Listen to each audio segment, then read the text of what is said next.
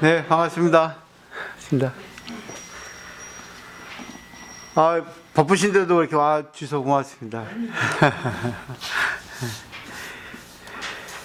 오늘도 6조 단경 공부를 해보도록 하겠습니다.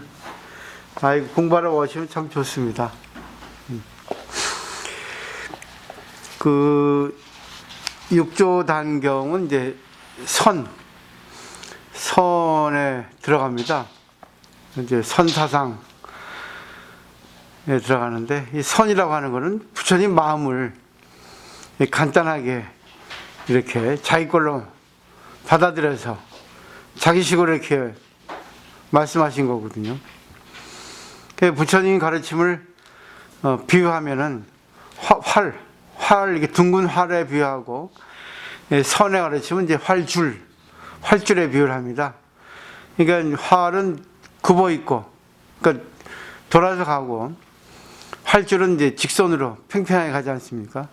그러니까 부처님 가르침은 이제 상대에게 이제 맞게 방편으로 천천히 이렇게 진리에 다가가는 그런 방법이고, 선은 그냥 직진으로 방편 없이 그냥 곧바로 가는 걸 갖다가 선이라고 하죠.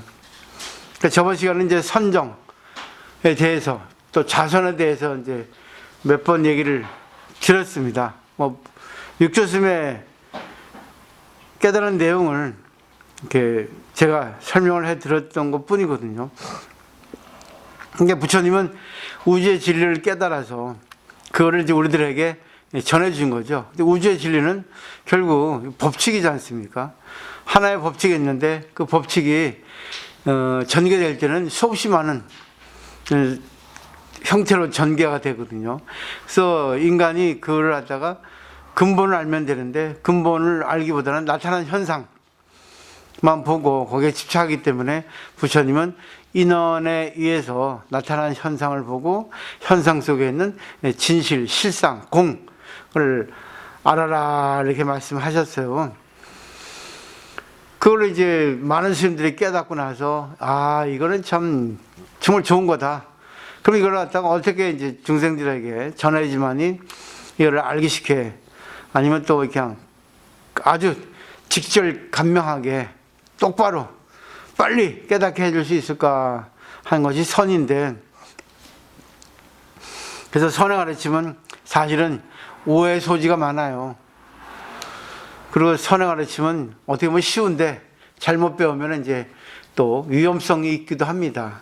그래서 조금 잘 받아들이시면 좋을 것 같은데, 일단 그래도 말에 의해서 가르쳐졌기 때문에 우리가 말에 의해서 조금 한번 어떻게 받아들인가 한번 공부를 해보도록 하겠습니다.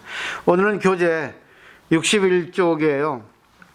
저번에 이제 한 단락을 남겨놓고 시간이 너무 길어서 안 했는데, 61쪽에 보면 첫 번째 줄에 바깥 어떤 모습에도 집착하지 않는 마음이 선이요, 안으로 어지럽지 않는 마음이 정이니 밖의 선과 안의 정을 합쳐 일일로 선정이라 한다.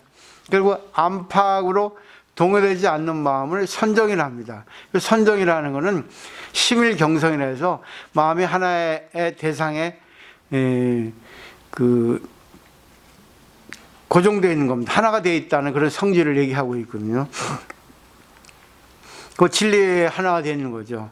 근데 진리라는 것은 여러 가지로 나타나요. 원래 진리는 하나인데 인연따라 하나로 나타나기도 하고 둘로 나타나기도 하고 이렇게 하거든요. 그럼 여기서 볼 때 바깥 모습에 걸리지 않는 것이 선이라고 한다는데, 우리는 바깥 모습을 보고 걸리잖아요.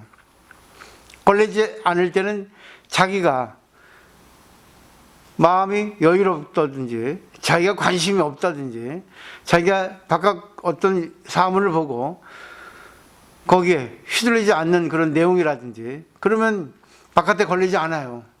그죠? 우리 운전을 할 때 도로에 아무런 차가 없으면 그 앞에 가는 차에 걸리지 않습니다.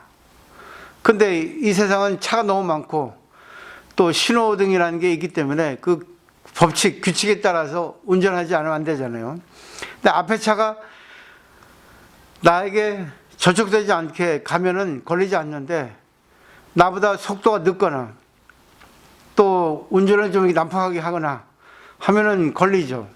결국은 바깥 대상에 걸리게 되는 거는 내 생각하고 맞지 않을 때, 내 형편에 맞지 않을 때, 그럴 때 걸립니다. 그럼 결국 또 안으로 어지럽지 않은 마음이 정이라 했는데 결국 바깥의 경계에 걸리면 안의 마음이 어지럽게 되는 건 당연하죠. 그러니까 안팎이 둘이 아니라 하나란 얘기죠.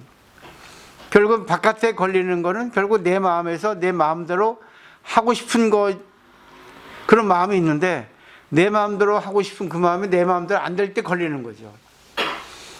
결국은 바깥에도 문제 있지만 내 마음에도 문제 있습니다. 그러면 어떻게 해야지만이 답이 나올까요? 부처님은 바깥의 경계를 바꿀 수 있으면 바꾸는데 바깥의 경계를 바꾸지 못할 때는 안의 마음을 바꾸라 했거든요.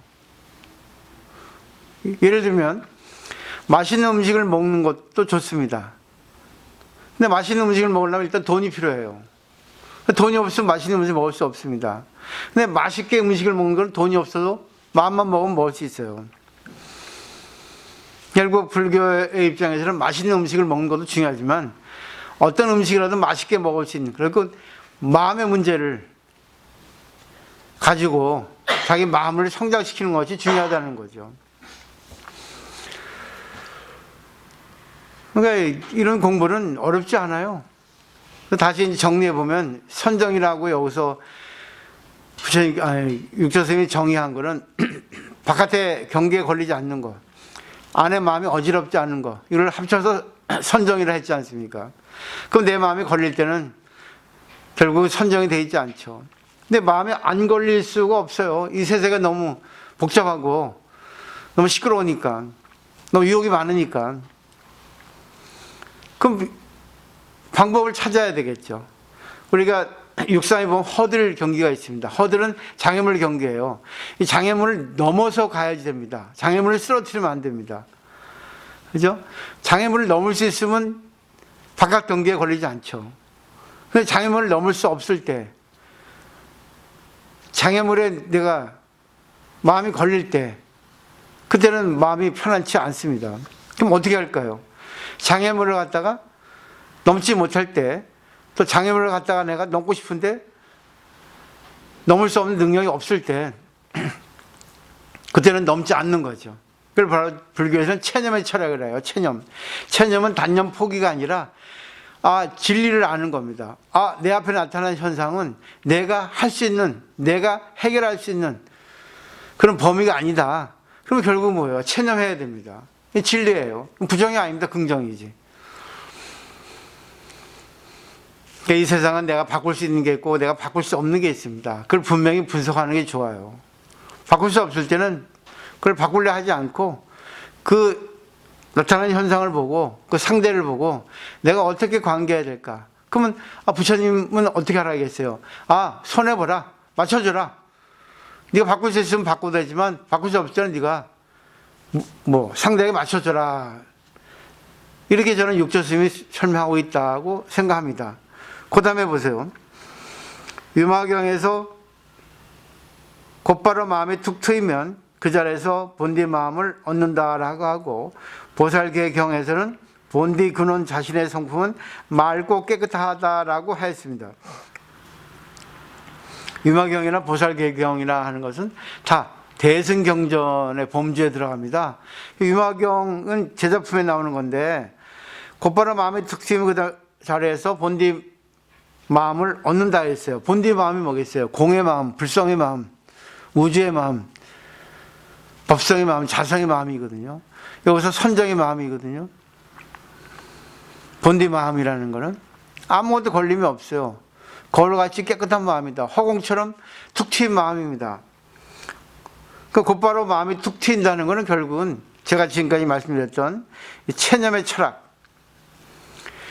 내가 할 수 있는 거는 해도 되지만 할 수 없는 거는 내 마음을 바꾸는 거예요. 근데 내 마음을 바꿀 수 있기에는 자기 마음이 성장되어 있지 않으면 안 됩니다. 사람은, 근데 요즘에 많은 사람들 겪어보니까 자기 마음대로 하고 싶어 하는 사람이 많아요. 근데 자기 마음대로 하고 싶어도 자기 마음대로 안 될 때가 더 많아요. 저 같은 경우는 내 마음대로 안 될 때는 내 마음을 갖다 바꿔버립니다. 내 마음대로 안 해버려요. 내 마음대로 하고 싶어도 안 될 때는 내 마음대로 안 해버립니다. 근데 세상 사람들은 자기 마음대로 하고 싶어서 안 될 때는 자기 마음대로 하려고 고집을 부리고 억지를 합니다. 그러다 보니까 부득이하게 충돌이 될 수밖에 없어요. 소리가 납니다. 충돌이 되면. 그러면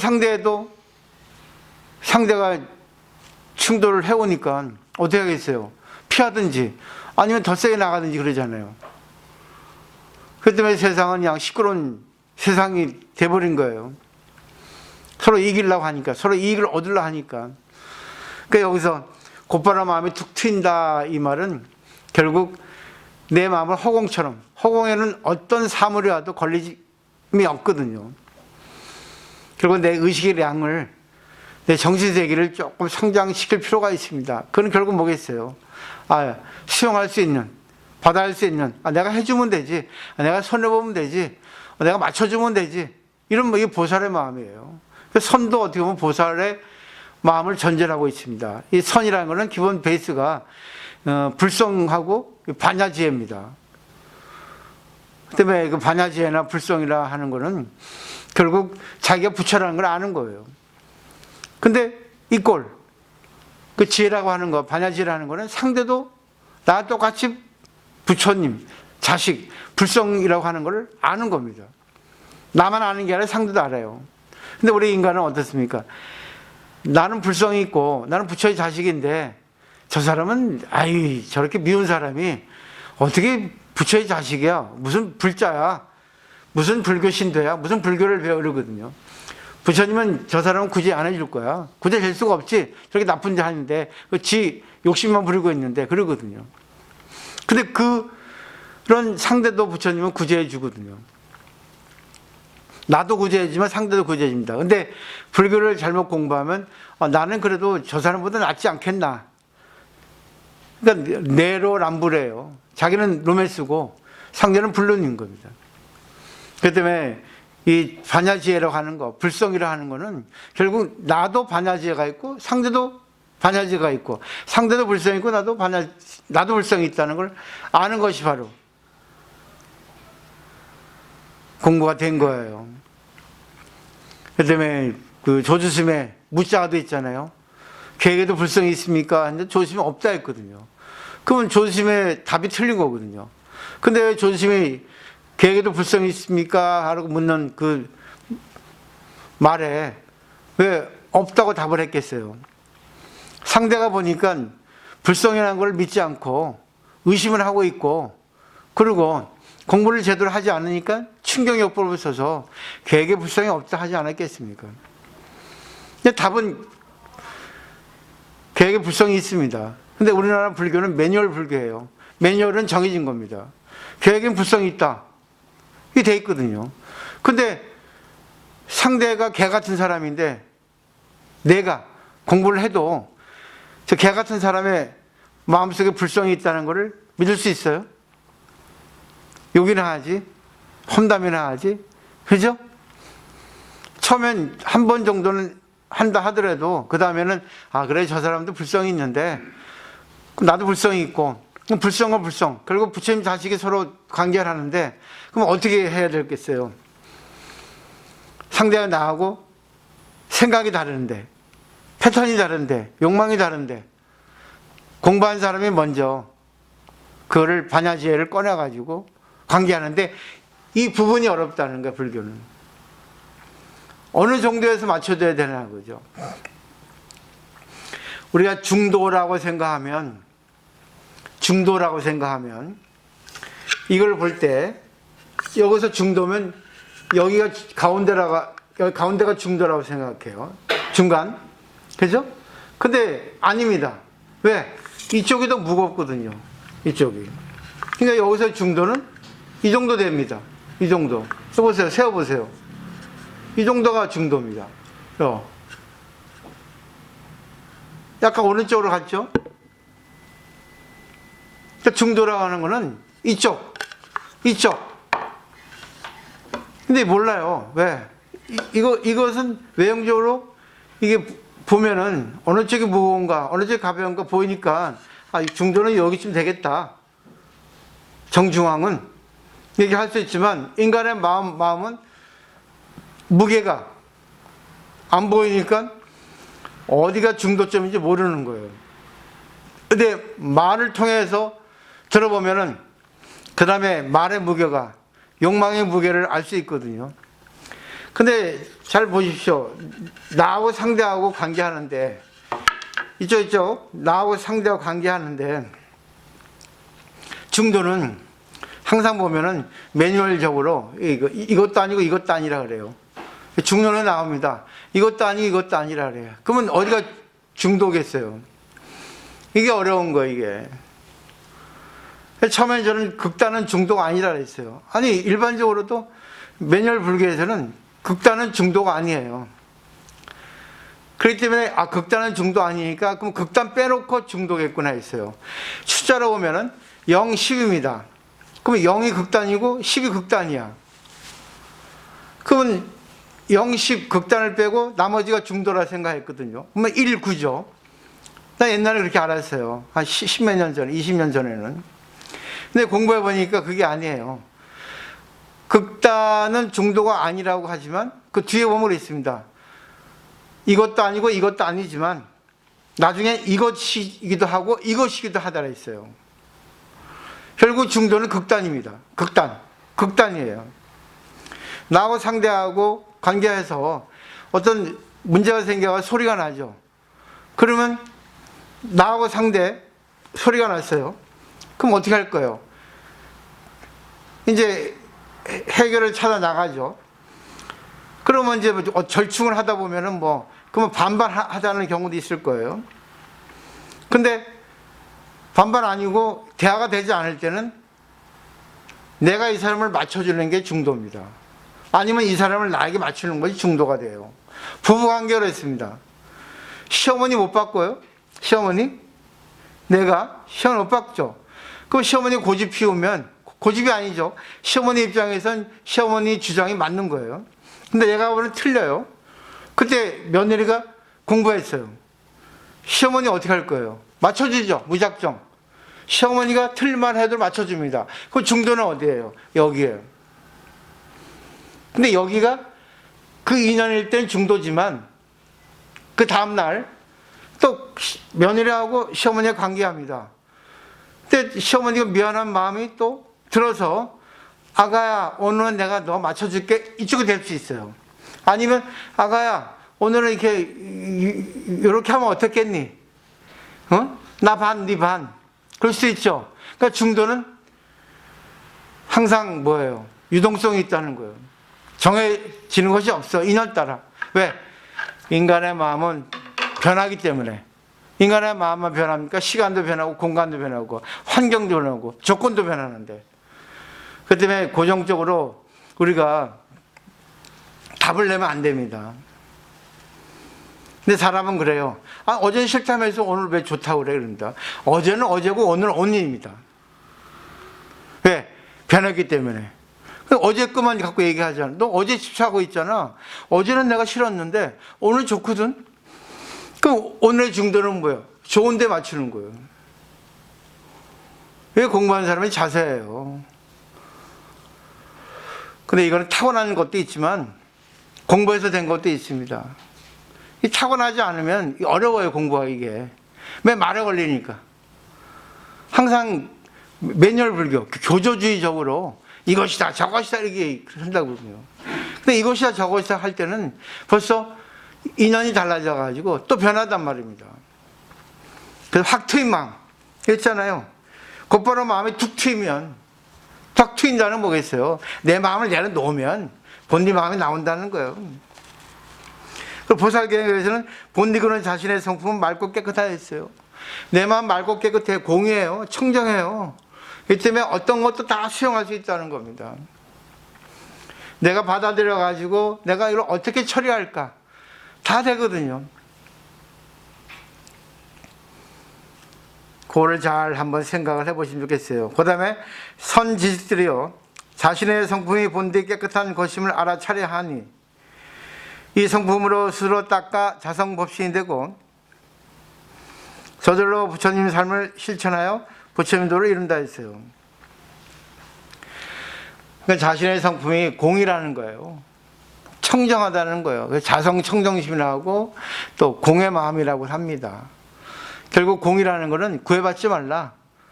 옳고 그른 것이 없다. 실체가 없다 하는 거예요. 근데 내 마음은 내가 딱 색을 띱니다. 나는 이런 성격이에요. 난 이걸 좋아해요. 딱 그래요, 자기가. 근데 자기 얼굴에 색이 써 있어요. 난 이런 성격의 소유자고, 나 이런 걸 좋아합니다. 얼굴 보면 써 있습니다. 말하는 거 들어봐도 그 사람의 색이 보여요. 물론, 자기 좋아하는 거 있고, 자기 성격이 있습니다. 근데, 그는 하나의 일부분이지, 자기 전체가 아니거든요. 나는 어디 가든 맞출 수 있어요. 이게 바로 공을 아는 사람이에요. 마치 물 같은 사람이 되라는 거죠. 근데 맞추는 것보다 상대를 자기에게 맞추려고 하는 사람은 주위에 사람이 없습니다. 오래 못 가요. 처음에는 좋을지 몰라도 시간이 지나면 지날수록 그 사람은 매력이 없어집니다. 그리고 주위에 사람이 없어져요. 근데 공부한 사람들은 그 사람까지도 맞춰주려 하죠. 근데 또 그 사람이 또 이상하게 공부가 안 되고 업을 지려면 또 안 맞춰주죠. 맞춰줬다, 안 맞춰줬다. 상대를 위해서. 마치 부모가 자식을 교육하는 데 있어서 자식이 어긋난 길을 갈 때는 회초리 들잖아요. 근데 자식이 좋은 길 갈 때는 칭찬하잖아요. 그 생각하시면 알기 쉬워요. 그래서 자신의 성품이 본디 깨끗한 것임을 알아야 된다는 겁니다. 물은 보세요, 물은. 물은 일반적으로 보면은 깨끗하죠. 근데 더러운 물이 와도 시간이 지나면 깨끗해져요. 순간 더러울지 몰라도. 우리 마음이 그렇습니다. 상대가 더러운 사람이 오면은 갑자기 더러워질 수 있어요. 그렇지만 본디 마음은 깨끗하거든요.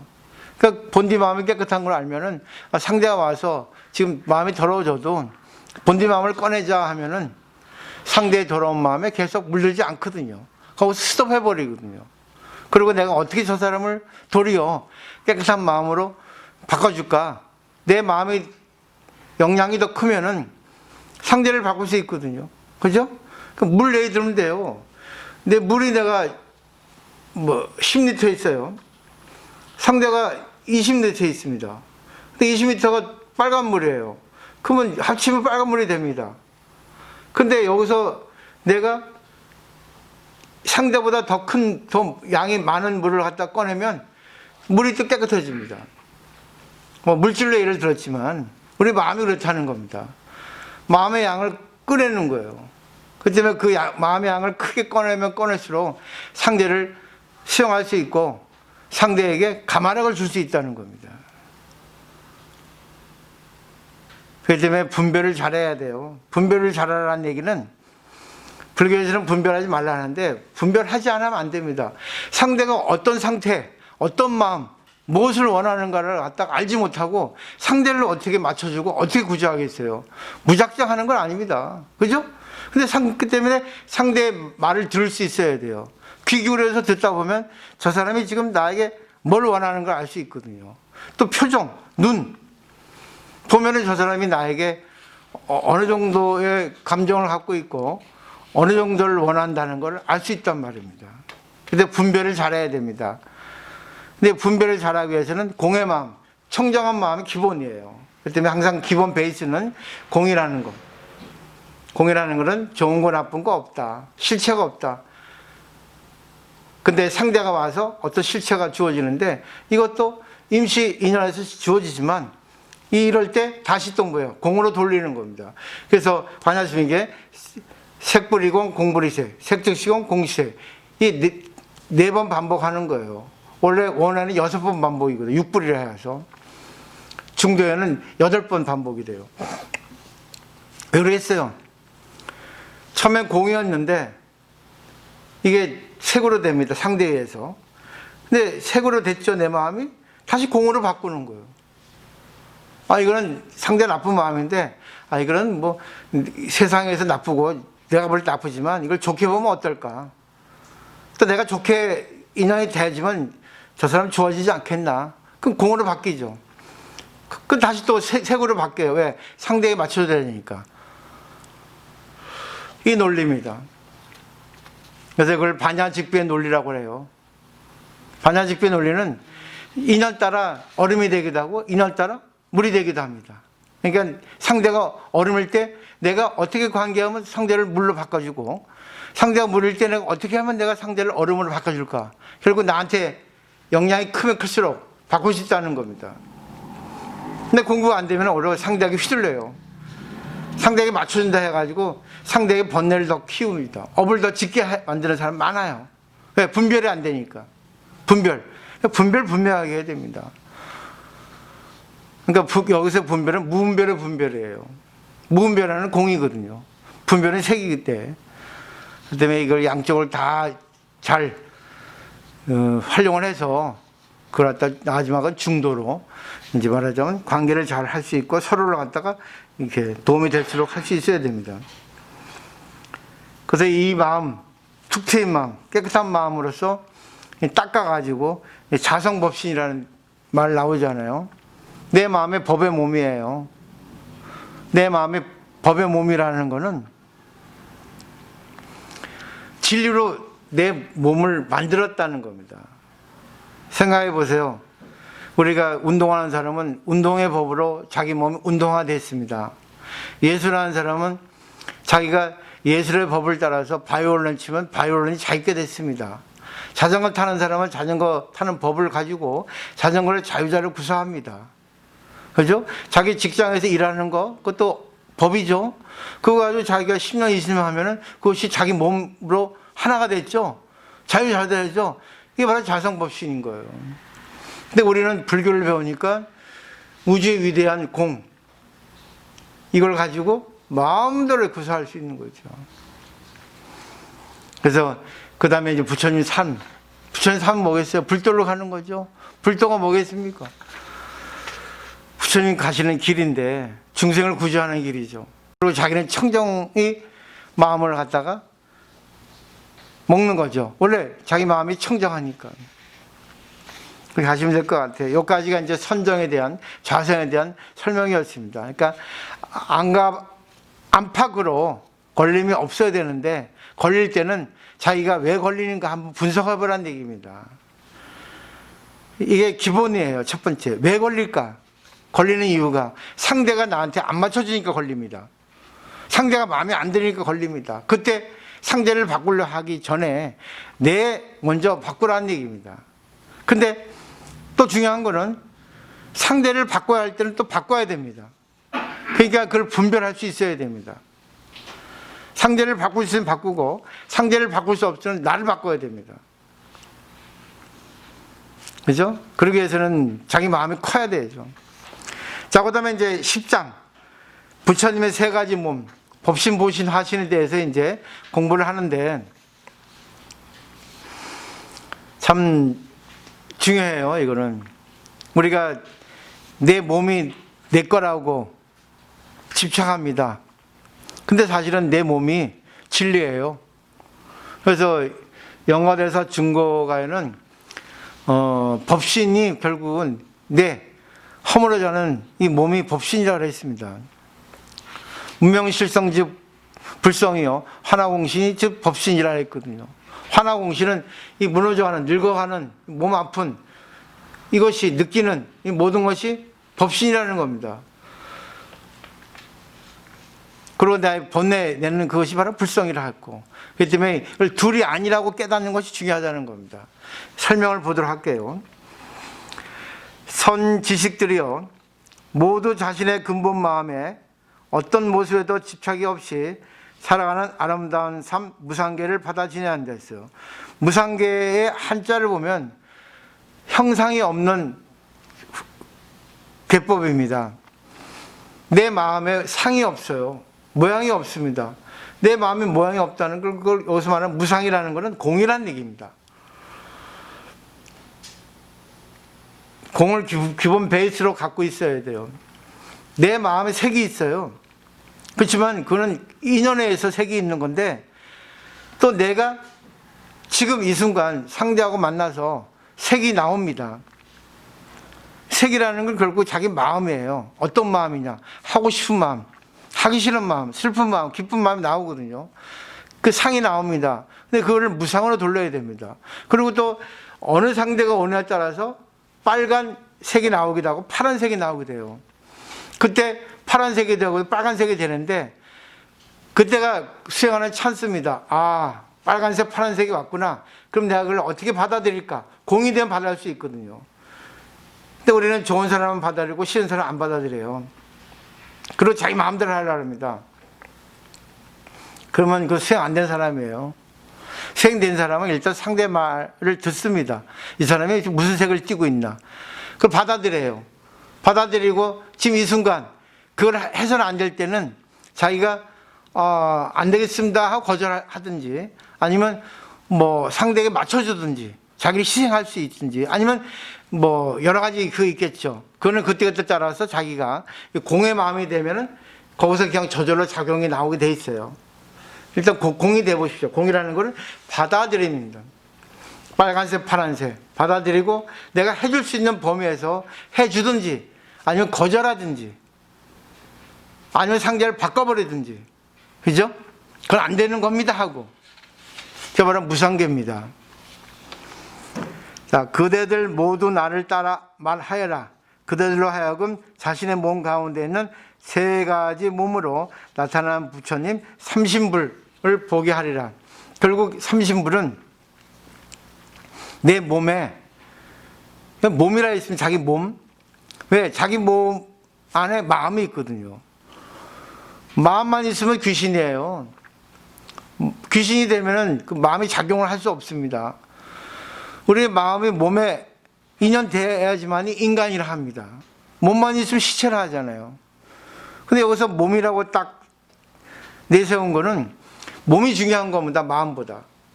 결국 몸이 시키는 대로 하잖아요. 몸이 시키는 대로. 물론 그것이 몸과 마음이 하나인데, 몸이 시키는 대로 하잖아요. 배고프면 밥 먹잖아요. 술 먹고 싶으면 술 먹잖아요. 오줌 누고 싶으면 오줌 누잖아요. 그죠? 몸과 마음이 하나입니다. 근데 왜 마음이라 하지 않고 몸이라 했겠냐 하는 걸 갖다가 한번 중요시 한번 자세히 볼 필요가 있다는 거죠. 자, 보세요.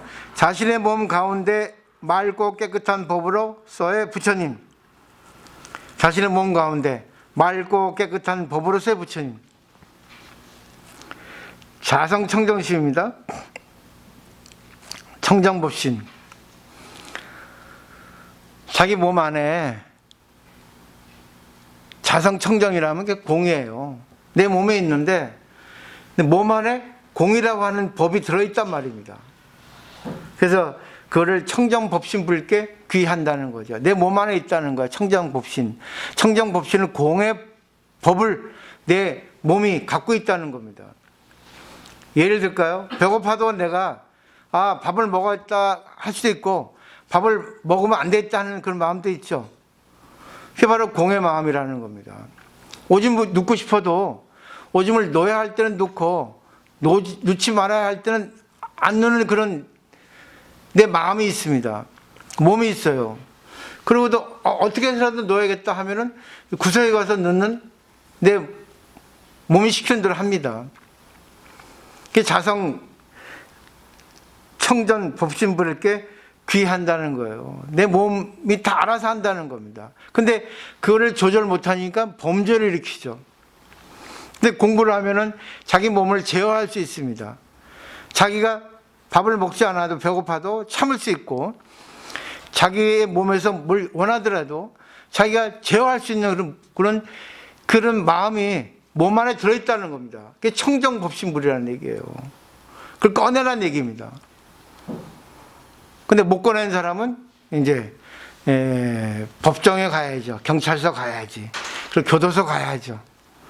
아니, 거기까지 가지 않더라도 교묘하게 법에 저촉되지 않는 그런 행동을 하는 사람 많이 있잖아요. 그 다음에 자신의 몸 가운데 끝도 없이 몸을 나투는 부처님 천백억하신 분께 귀한다. 그래서 두 번째 나온 겁니다. 원래 법신, 보신, 화신 나오는데 보세요. 이 법신이나 화신이나 같잖아요. 그죠?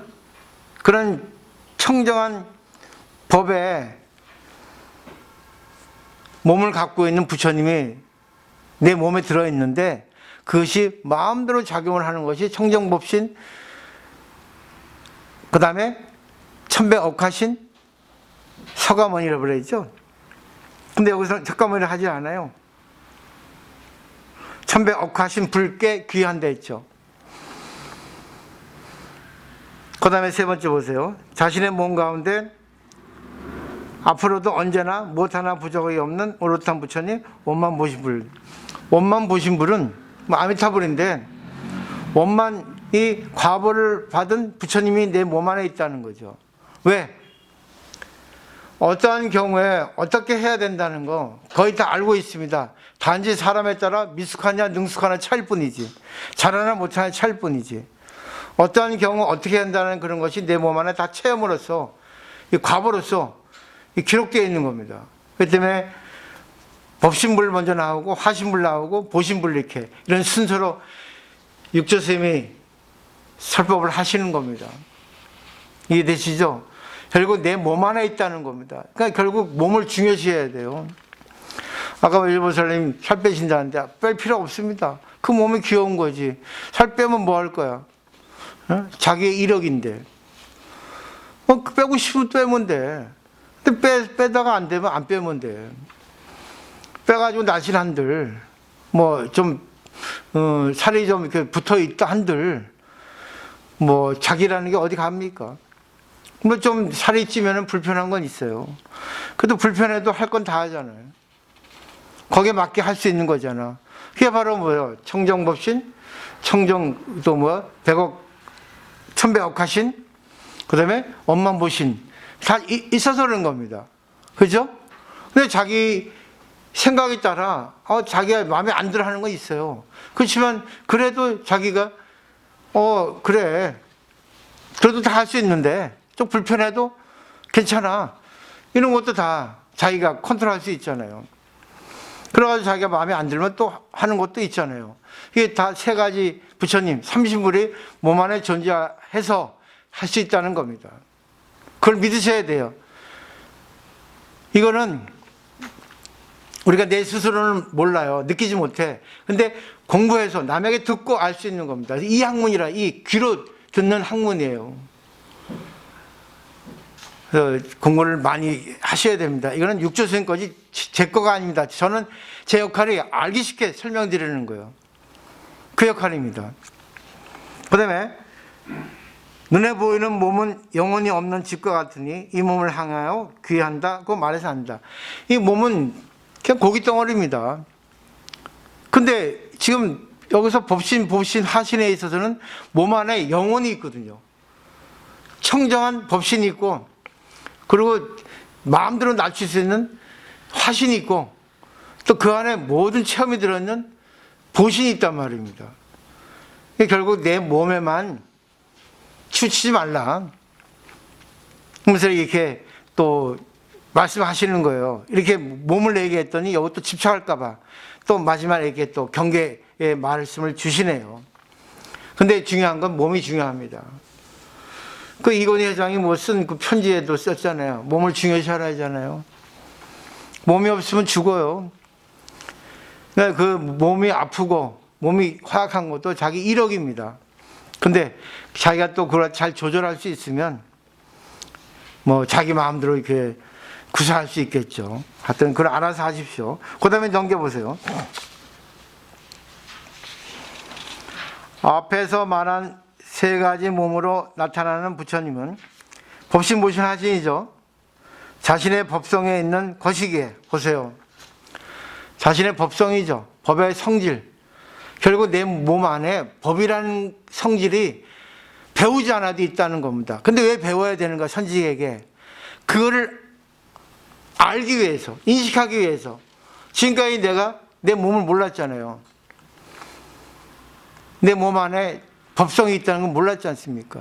그렇기 때문에 내 몸이 시킨 대로 마음대로 했잖아요. 근데 이제는 내 그 감정에 몸이 시킨 대로, 욕망에 몸이 시키는 대로 하지 않고 그걸 조절할 수 있는 겁니다. 왜? 법의 성질이 있다는 걸 알기 때문에. 꺼내가지고 자기 몸을 갖다가 법신불로 만드는 겁니다. 법으로 몸을 무장하는 거예요. 그게 법신불입니다. 법신불 비로자는 물 밖에 있는 게 아니라 내 몸 안에 있다는 거죠. 우주의 에너지가 내 몸 안에 있잖아요. 우주의 이론이지 않습니까?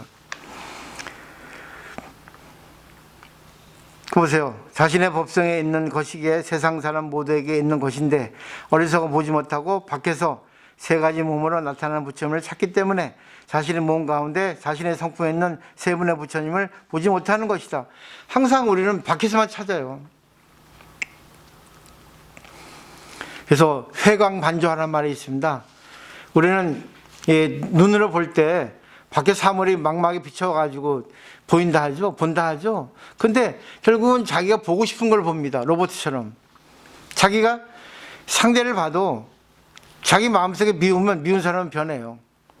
그 결국은 대상이 내 망막에 비춰가지고 사물을 보는 게 아니라 내 마음의 빛을 비춰서 상대가 이쁜데도 믿게 보는 거예요. 근데 법을 알면은 저 사람이 옛날에 미웠는데 이제는 공부하니까 저 사람도 나한테 매력이 있네, 빛이 있네. 좋은 점만 봐야 되겠다. 아니 다 좋은 점이네. 왜? 공이라는 거는 좋은 점 나쁜 점 같이 있거든요. 근데 마지막으로 중도는 좋은 점으로 승화시키는 거예요. 이런 내용들입니다. 그 귀도 그렇죠. 귀도 보면 이렇게 고막이 닿아서 소리 들리죠. 근데 밖에 소리만 들려요. 밖에 소리 듣고 좋아 나빠 릅니다. 그 귀가 상할 수 있고. 근데 법화에 보면은 법사공부에 그런 말 나오거든요. 공부를 하게 되면은 자기 본래 법성을 깨우치게 되면은 어떤 소리를 들어도 이 귀가 상하지 않습니다. 왜? 그는 반문 공부를 하면 돼요. 능엄경에 나오는 듣는 소리를 돌이켜서 듣는 공부를 하라고 합니다. 다시 한번 걸러서 상대가 욕을 하더라도 한번 걸르는 거 필터로. 그럼 욕하는 소리가 욕하는 소리가 아니에요. 날 가르쳐준 소리가 들리지. 저 사람이 왜 나한테 욕하겠어요? 그냥 하겠어? 그냥 할 수도 있겠죠. 그렇지만 반드시 인연이 있으니까 하는 겁니다. 우연이라 하더라도. 왜 나한테 지금 이 시간에 이 자리에서 저 사람이 나한테 욕을 하는 거냐. 그걸 돌이켜 들어봐요. 그럼 그걸 통해서 내가 피해야 되겠다. 내가 뭐라 해야 되겠다. 내가 받아들여서 저 사람에게 내가 돈을 줘야 되겠다. 딱 그게 나와요. 왜? 30불이 있으면. 법신보신 화신이 있으면. 그러니까 많이 공부한 사람들 이걸 할 수 있어요. 근데 지식인들 다 할 수 있는 거 아닙니다. 지식인들은 나눠서 해요. 좋은 거 나쁜 거. 그렇기 때문에 많이 배운 사람들은 할 수 있지만 더 큰 그 문제거리는 해결을 못 해요. 그 다음에 뭐가 있어요? 지혜가 있어야 됩니다. 지식 위에가 지혜거든요. 지식은 둘로 나누는 겁니다. 지혜는 하나를 합하는 거예요. 하나 합한다는 건 상대와 나가 하나라는 거. 좋은 거 나쁜 거 하나라는 거. 거기서 다시 뭐요? 지식으로 벌려서 좋다 나쁘다. 지금 이 시점에서는 그것이 바로 지식. 그러니까 지식과 지혜가 같이 있어야 됩니다. 그래서 지혜를 나눠서 설명할 때 앞에 지는 과학적 분별지, 뒤에 해는 평등지, 합하는 거. 이렇게 차별지는 둘로 나누는 거고 평등지는 하나를 합하는 거예요. 그래서 둘로 나눴다 하나를 합하고 결국은 지혜의 지자는 과학의 영역이고 해자는 철학의 영역입니다. 그거를 잘 쓰면은 반야바람이 되는 거예요. 왜? 반야바람이를 번역하면 지혜거든요. 지혜바람이 되고 지혜 완성이 되거든요. 근데 반야바람을 쓰겠습니까? 지혜는 이론이에요. 이론을 하는데 그거를 실천해서 상대가 나하고 둘이 다 좋게 완성이 되면 반야바람일입니다. 그래서 항상 반야바람일을 갖다가 우리가 쓰는 거예요. 근데 반야바람은 밖에서 와요. 내가 지혜로 구사해서 실천하잖아요. 그러면 상대가 고맙습니다. 덕분입니다. 밖에서 오거든. 이것이 반야바람이라는 거예요. 반야바람은 실천하지 않고는 절대 오지 않습니다. 지혜의 완성은 머리로 됩니다. 근데 반야바람은 실천해야지만 오는 거예요. 그래서 불교에서는 실천하라, 실천하라 그러는 거죠. 불교는 실천하지 않으면 결국은 그냥 추상적인 학문에 불과합니다. 그래서 많은 사람들이 불교학을 배우지 불교에 대한 신앙을 하질 않아요.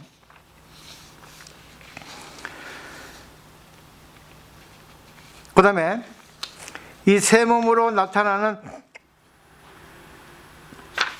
부처님은 자신의 성품에서 생겨나니 무엇을 맑고 깨끗한 법으로서 부처님 청정 몹시를 부리려 하는가.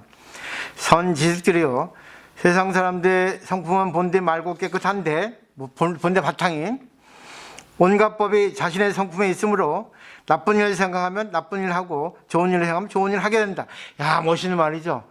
원래 마음이 청정한데 공인데 모든 마음이 공 속에 들어있다는 겁니다.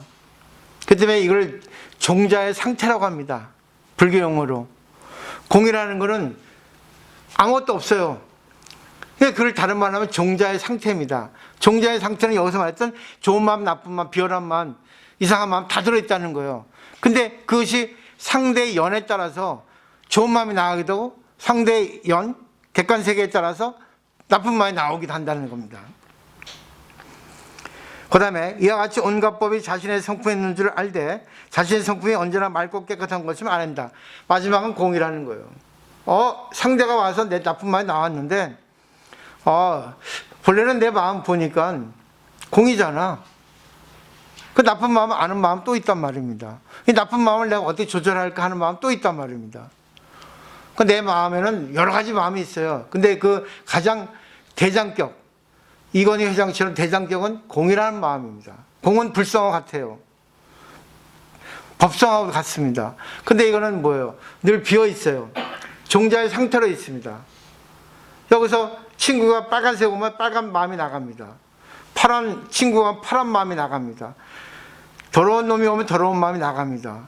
좋은 사람이면 좋은 마음이 나갑니다. 근데 그때 찬스란 얘기잖아. 내가 늘 얘기하죠. 지금 빨간 마음이 나왔네. 본래 내 마음은 공인데 종자의 상태인데 연따 나왔다. 그래서 법화경 방법에는 불정종연기란 말 나옵니다. 부처님의 불성은 연에 따라서 나온다는 거, 일어난다는 거지. 그래서 친구 따라 강남 간다 그러는 거예요. 그 다음에 해와 달이 언제나 밝더라도 목장 구름에 끼면 위는 밝고 아래는 어두워진